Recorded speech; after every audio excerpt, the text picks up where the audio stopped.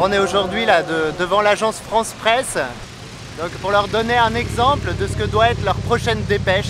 Si l'agence France Presse fait ça, ce sera le signe que la France a changé et qu'elle va se battre pour rompre avec cette Europe empire qui s'aligne sur l'OTAN et qui change les régimes à son gré. C'est ce qui s'est passé à Kiev, où là aujourd'hui on voit un gouvernement qui est composé de néo-nazis, des gens qui se revendiquent comme tels.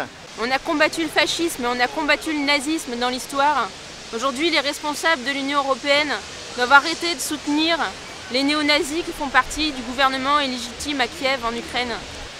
Et on doit se battre pour un plan de paix positif avec l'Europe, avec la Russie, avec la Chine. Bonjour, nous sommes réunis ici à Berlin avec la BÜSO. C'est le parti frère de Solidarité Progrès en Allemagne. Nous sommes en campagne européenne et nous sommes venus ici dans le quartier des médias pour apporter un dossier qui est très important, qui prouve que ce qui s'est passé en Ukraine en février 2014 n'était pas du tout une révolution démocratique, mais un coup d'État avec des éléments fascistes et soutenu par l'Union européenne. Nous avons une banderole qui dit à Frau Merkel d'arrêter de soutenir les nazis en Ukraine. Les réactions sont très, très bonnes.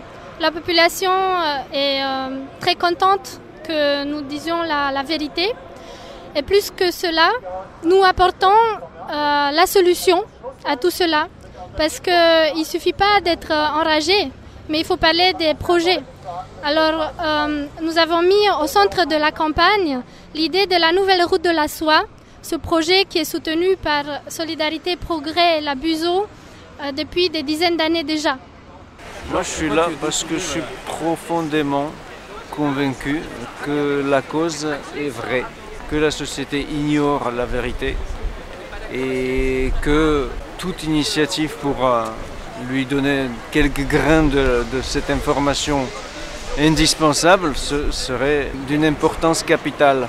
Pour ça, c'est étonnant qu'un gouvernement socialiste soutienne, notamment Laurent Fabius, soutienne un gouvernement néo-nazi.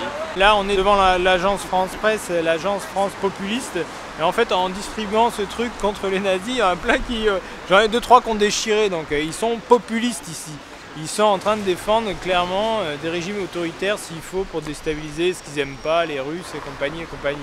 Donc voilà, ça va jaser, ça va discuter et certains, disons, vont serrer des fesses, quoi. Et ça c'est le but, c'est pour ça qu'on est là et montrer qu'il est absolument nécessaire qu'à un moment donné la vérité sorte. Donc ça fera mal pour certains, mais tant pis pour eux.